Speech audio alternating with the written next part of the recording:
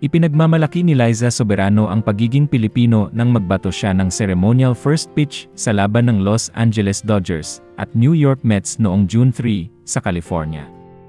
Sa kanyang Instagram post, ibinahagi ni Liza ang kanyang kasiyahan at pasasalamat dahil nabigyan siya ng pagkakataong ipagdiwang ang kanyang pinagmulan. Anya, so honored to be among all may kababayans throwing the first pitch at the Dodgers vs Mets game for Filipino Heritage Night. I was so nervous, but I think it did okay. Sa comment section, marami ang humanga kay Liza at sinabing on point ang kanyang throw.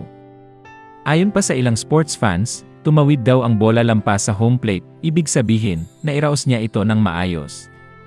Kasama rin sa event sina Jeff Bernat, isang Filipino singer-songwriter, at ang girl group na Fourth Impact. Ang Filipino Heritage Night ay taunang ginaganap sa US para kilalanin ang kultura, tradisyon, at kontribusyon ng mga Pilipino sa ibang bansa. Bago si Liza, ilan na ring mga Pinoy artists ang naimbitahan sa Dodger Stadium tulad nina Ilona Garcia, Sawiti, at Jacob Batalon ng Spider-Man.